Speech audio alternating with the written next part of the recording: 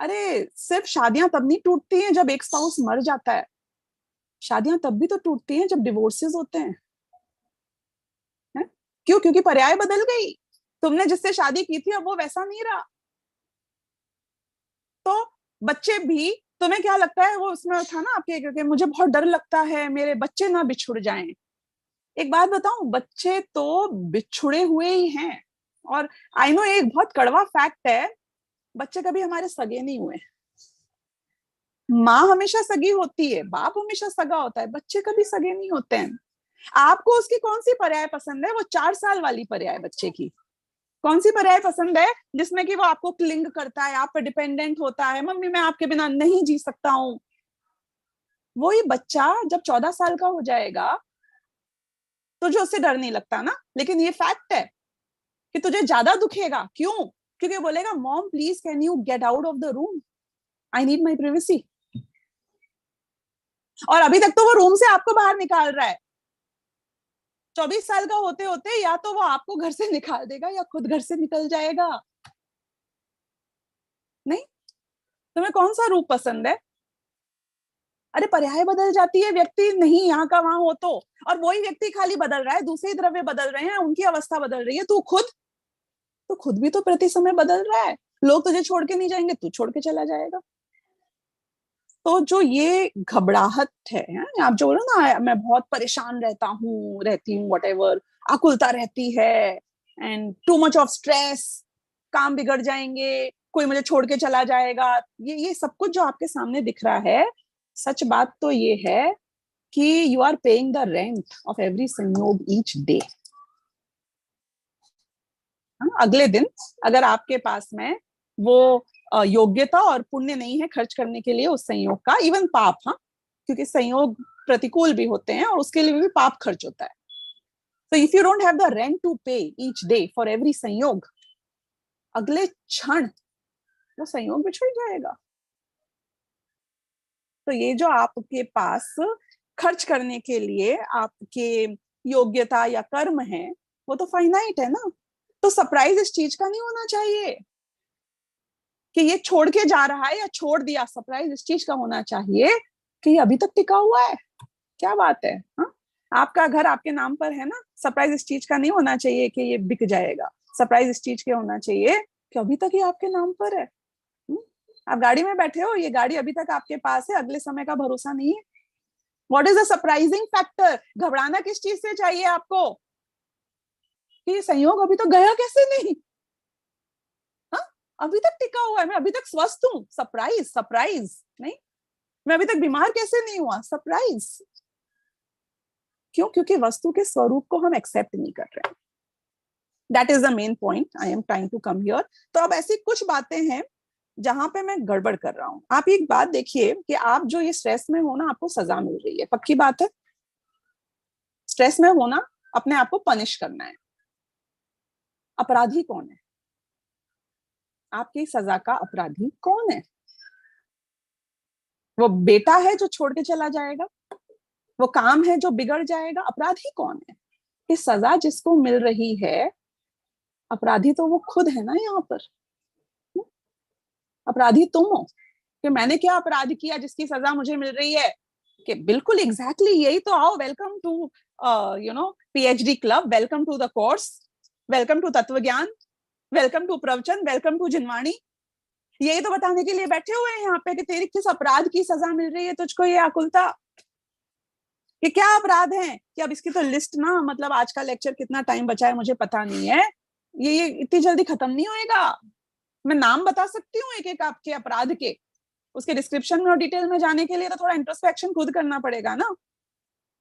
देखो, वो इष्टोपदेश में एक उदाहरण आता है कि ये संसार एक ऐसे पेड़ की तरह है जिसमें भिन्न भिन्न देशों से पंछी आते हैं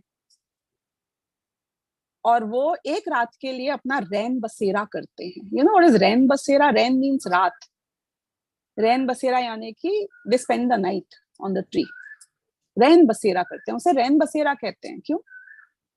क्योंकि रात रात ही है, सुबह होते ही हर पंछी अपने अलग डायरेक्शन में चला जाएगा, उड़ के चला जाएगा। तो आपका डर जिन चीजों का है, जिन संयोगों का है, ये तो रैन बसेरा है। हम्म? वो पंछियों के पास पूरी रात थी। आपकी रात कब खत्म होने वाली है आपको नहीं पता। अगले समय, हर एक की रात यहाँ अलग हो सकती है, हर एक का वेकअप टाइम अलग हो सकता है। तो इसलिए मैं सबसे बड़ी गलती तो ये कर रहा हूं कि मैं बहुत नजदीक से अपने संयोगों को देख रहा हूं। थोड़ा सा अपने दृष्टि को वाइड करना पड़ेगा। हाँ, 31,000 feet attitude. Don't get too close to your problem, don't get too close to your संयोग। उसको किस दृष्टि से देखो। अपराध क्या है कि यार तुम हर चीज से अटैच हो जाते हो। गोबर हो क्या? You know what is the speciality of गोबर? जहां पे गिरता है वहां से कुछ लेके उठता है। सोना नहीं बन सकते हो तुम कि कीचड़ में चला जाए और फिर भी एकदम क्लीन बाहर आ जाए, कुछ फर्क ही ना पड़े। So what are we doing? अपराध है तुम्हारा क्या कि तुमने अपने आप को गोबर बना रखा है? ये तुम्हारा अपराध है। तुमने वो हर एक एक रात के लिए उन पंछियों के साथ क्या थोड़ा साथ में रह लिए, ये मेरी डाल है, ये तेरी डाल है। तूने मेरी डाल को हिलाया क्यों? तूने मेरी स्पेस क्यों ऑक्यूपाई करी? अरे तू क्यों आवाज कर रहा है? तू क्यों स्नोर कर रहा है? You have so many problems, can't you sleep silently? Spend your time and leave. अपराध है। इतने स्ट्रेस में रहते हो, इतने स्ट्रेस में रहते हो। अरे ये पंछी चला गया। अरे तो जाएगा ही ना बेचारा, तेरे लिए बैठा रहेगा। ये पंछी अभी तक आया नहीं। अरे मंदिर जाते हैं तो you are more concern about who is in and who is out. Are you in? So I am just trying to tell you कि अपनी दृष्टि बदलनी है हमें। हाँ, वो फेक हैंड में भी हमने क्या समझा था? दृष्टि बदलनी है। यहाँ क्या करना है? दृष्टि बदलनी है। संयोगों को देखते रहोगे तो आकुलता होती रहेगी। रोलर कोस्टर राइड में तुम चेंज को देखते रहोगे, तुम चकरा जाओगे स्ट्रेस में। लेकिन स्थिरता को देखो इन्हीं संयोगों के बीच में। बेटा छोड़ के कभी जा ही नहीं सकता है। पूछो क्यों? क्योंकि बेटा तेरा कभी था ही नहीं। हाँ? द्रव्य की अपेक्षा देखा जाए तो। दूसरा कि मेरा कोई प्रियजन मर जाएगा फॉर एग्जाम्पल। अरे कोई मरता ही नहीं है, जीव कभी मरता नहीं है, पुद्गल अभी भी मुर्दा ही है शरीर। वो कौन सा जिंदा है? द्रव्य दृष्टि, हाँ, स्थिरता की दृष्टि। दृष्टि बदलनी है आपको। कुछ नहीं बदल रहा है इस दुनिया में, सब कुछ वैसा का वैसा है। मतलब मैं तो बोल रही हूँ कि यदि हमारे धर्म का ह्रास हो रहा है, हमारे तीर्थों को के ऊपर कब्जा हो रहा है, हमारे शास्त्र जलाए जा रहे हैं, धर्म के नाम पर भी समझो हमें ऐसा लग रहा है कि धर्मात्मा जीवों का मतलब इतने इतने मुनिराजों के ऊपर कितने कितने उपसर्ग हुए, तो भी स्ट्रेस नहीं होना चाहिए। अभी तो आप संयोगों में अटके हुए हो, यहाँ इस क्षेत्र में आके भी स्ट्रेस नहीं होना चाहिए। क्यों? कि पंचम काल के अंत की ओर जा रहे हो, अब सर्पिणी काल चल रहा है। और what else are you expecting? हाँ, what else are you expecting? वस्तु का स्वरूप है कि तू यहाँ से चला जाना दूसरी जगह पे, तू विदेश क्षेत्र जाएगा, वहां धर्म मिलेगा आज भी तुझको, वहां के आर्यखंड में। तो छठे काल में यहाँ आएगा, तुझे वही मिलेगा ना। नरक गति जाएगा तो नरक गति में जो वहां का माहौल है वही मिलेगा ना। क्या डिओडोरेंट लेके जाएगा नरक गति में कि मैं वहां की स्मेल को थोड़ा सा खत्म कर दूंगा? नहीं होएगा ना। नरक है तो what, the part of the game is वहां की बदबू, इट डजंट चेंज। तो ये पंचम काल में हो तुम, अब सर्पिणी में हो, क्या करोगे तुम? मैं धर्म का झंडा लेकर अंत तक। तू तू तू धर्म रखना अपने आप में, दुनिया की स्ट्रेस मत ले। हाँ? स्ट्रेस का कोई रीजन ही नहीं है। वस्तु का स्वरूप समझ लिया तो दृष्टि बदलो, फैक्ट्स को देखो, उसको समझो। बहुत सारे और रीजन हैं। क्या अपराध कर रहा हूं मैं? चाहे छोटी छोटी बातों पे स्ट्रेस है, उसने कहा राइट क्वेश्चन में, छोटी छोटी बातों पे स्ट्रेस होता है। बातें कभी छोटी और बड़ी नहीं होती। बातों का कंट्रीब्यूशन स्ट्रेस में कितना है? कितना परसेंटेज है? क्योंकि अगर छोटी बातों का छोटा स्ट्रेस और बड़ी बातों का बड़ा स्ट्रेस ऐसा कोई रिलेशन होता तो मैं कुछ कंट्रीब्यूशन देती बातों को। मुझे फर्क बातों से नहीं पड़ता है, मुझे फर्क स्ट्रेस से पड़ता है। सिर्फ स्ट्रेस ही बड़ा या छोटा होता है। बातें तो 0% कंट्रीब्यूशन है स्ट्रेस में। जिसको स्ट्रेसफुल होना है या स्ट्रेस लेना है, उसको डिपेंडेंसी नहीं है बातों के ऊपर। इंडिपेंडेंट स्ट्रेसफुल है हम। नहीं, सही बोल रही हूँ। आप इंडिपेंडेंटली बर्बाद हो, वो बातों ने आपको बर्बाद नहीं किया है। तो आपको क्या लगता है कि आप प्राइम मिनिस्टर होते तो आपके पास कम स्ट्रेस होता, या प्राइम मिनिस्टर के पास में यदि आप वो गांव का सरपंच होता तो कम स्ट्रेस होता? कि हर आदमी का स्ट्रेस कोशेंट होता है। वो रीजन ढूंढ लेता है स्ट्रेस के लिए। सो योर बातें इज नॉट योर प्रॉब्लम। दृष्टि बदलो, बातों को बदलने की कोशिश मत करो, दृष्टि बदलो। ये देखो कि आपके स्ट्रेस का कारण आपके अंदर की अशांति है, आपकी वस्तु स्वरूप को नहीं समझने का कारण है, यानी अज्ञान आपका कारण है स्ट्रेस का। स्ट्रेस का पूरा 100% क्रेडिट किसको दिया जाना चाहिए? आपका सबसे बड़ा अपराध क्या है? अज्ञान। अज्ञान ही को मैं मिथ्यात्व कह दूं, अज्ञान ही को मैं अधर्म कह दूं। सही बात पता नहीं है, इसलिए स्ट्रेस है। वो लड़की कितने स्ट्रेस में थी, उसके हाथ के ऊपर जैसे ही हथौड़ा पड़ा, तेरे ऊपर तुझे लगता है हथौड़े पड़ रहे हैं, तेरे ऊपर हथौड़े पड़ ही नहीं रहे हैं। हथौड़े तो मेरे ऊपर कभी पड़े ही नहीं आज तक, लेकिन मैं स्ट्रेस में हूं निरंतर, क्योंकि यहाँ तो कंटिन्यूसली हथौड़े पड़े जा रहे हैं। लेकिन कोई हथौड़ा तेरे ऊपर कभी पड़ नहीं सकता है। You are safe, you are in a safe zone.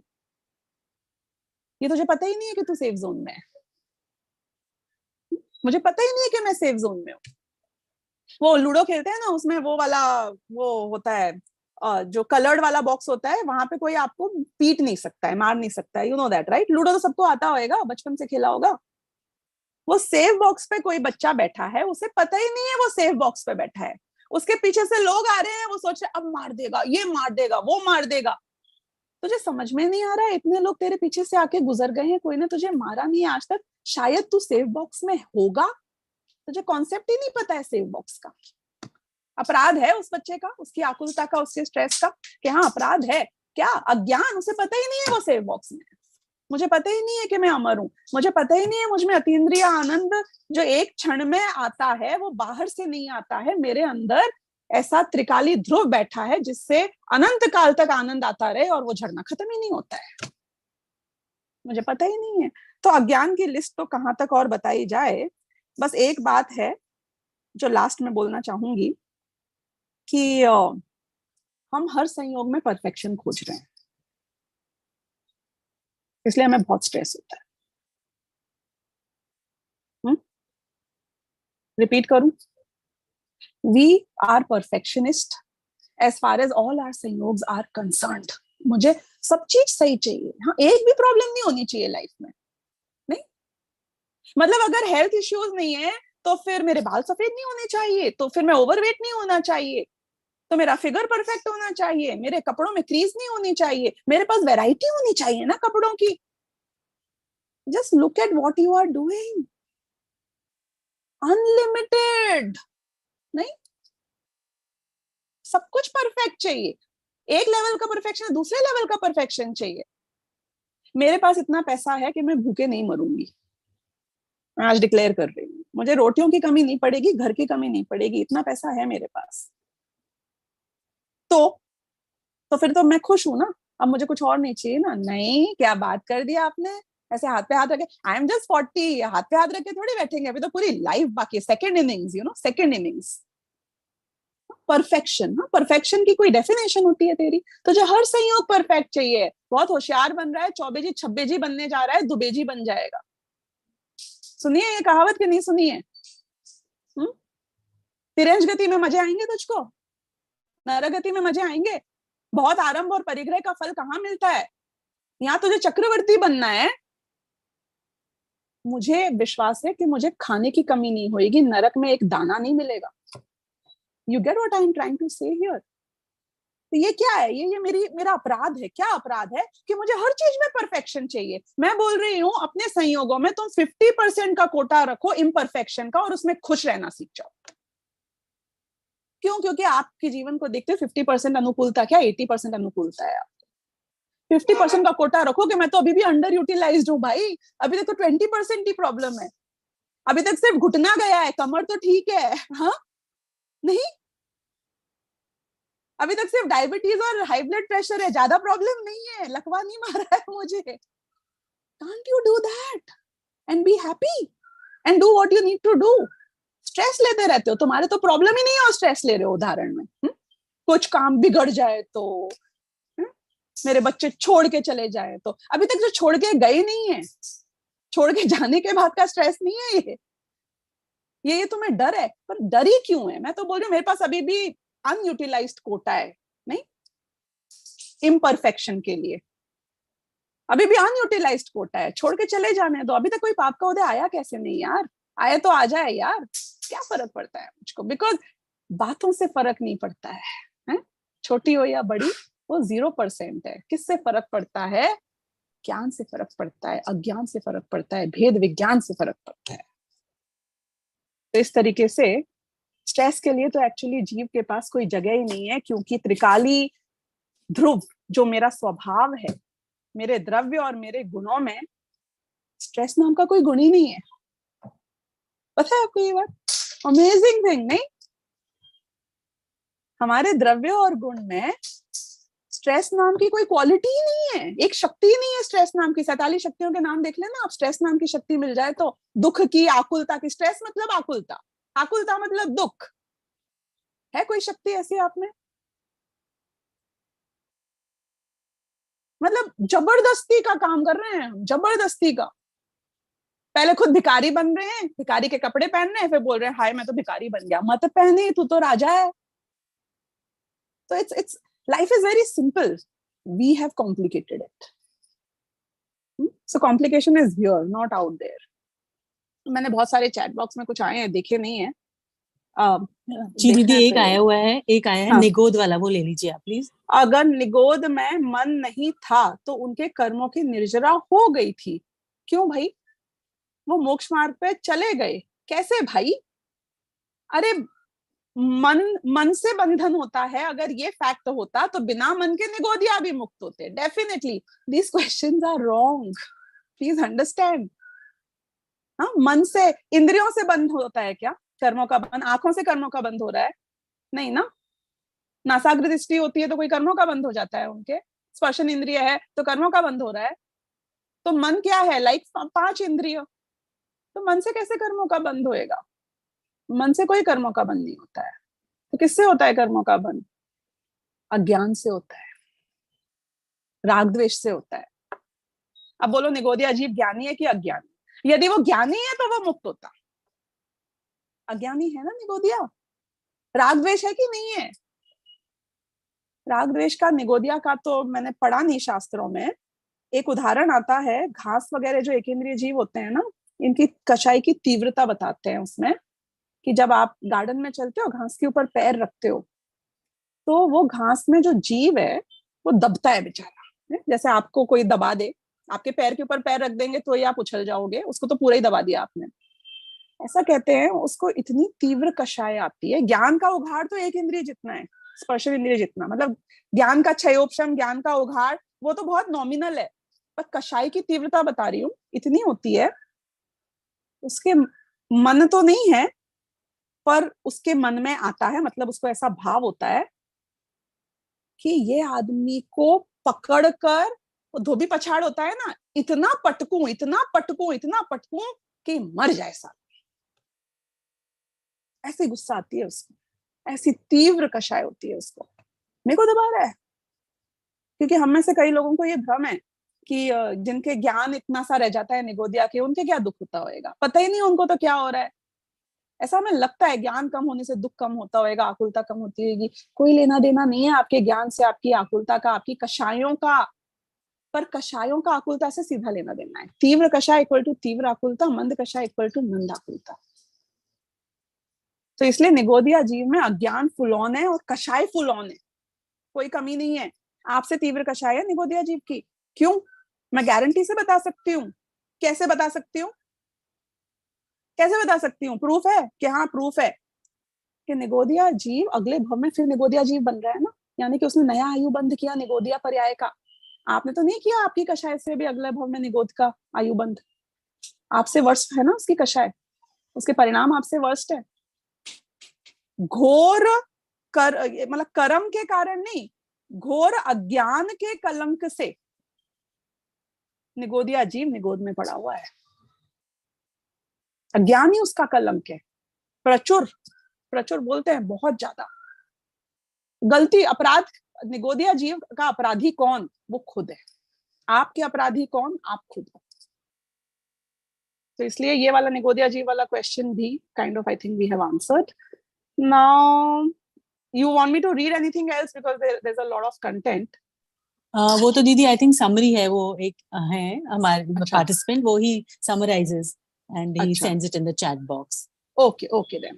Great. I think although we are above time, I'm so sorry. No, but दीदी एक्चुअली इट वाज नीडेड, क्योंकि ये बहुत मतलब आपने बहुत हमारे क्लैरिटी दी है, एंड आई एम श्योर हम we will all find our safe box as you said, and प्रेरणा यही है आपसे, आपके उससे लेते हैं हम. So thank you so much. And okay, ठीक है. अब लास्ट सेगमेंट के लिए मैं रश्मि जी को बुलाना चाहूंगी कि वो आए और स्तुति बोलें. ओवर टू यू रश्मि जी. हाँ जी, थैंक यू तनु जी. सबको जय जिनेन्द्र. आज का जो टॉपिक है गति, उसी से रिलेटेड एक स्तुति मैं ले रही हूँ, जिसमें बताया गया है कि जो हमको मनुष्य भाव मिला है उसको हमें यूटिलाइज करके सार्थक करना चाहिए. नर तन चोला मिला है तुमको, बार बार नहीं पाना है. जीवन का नहीं पल भी भरोसा, नाम अमर कर जाना है. जीवन का नहीं पल भी भरोसा, नाम अमर कर जाना है. धन दौलत के पीछे पड़कर दया धर्म को है छोड़ा. मोह में अंधा होकर तूने प्रभु से नाता है तोड़ा. छल और कपट से बना रहा तू अपना ताना बाना रे. जीवन का नहीं पल भी भरोसा, नाम अमर कर जाना है. मुट्ठी बांध कर आया जगत में, हाथ पसारे जाएगा. पाप की गठरी छोटी कर ले, नहीं तो फिर पछताएगा. धर्म कमाई असली कर ले, साथ यही है जाना रे. जीवन का नहीं पल भी भरोसा, नाम अमर कर जाना रे. जीवन का नहीं पल भी भरोसा, नाम अमर कर जाना रे. निज निधि निज में बताई, यह अनंत उपकार है. उसके लिए जिन वाणी माँ को वंदना शत बार है. उसके लिए जिन वाणी माँ को वंदना शत बार है. 9 बार नमोकार मंत्र. जय जिनेन्द्र.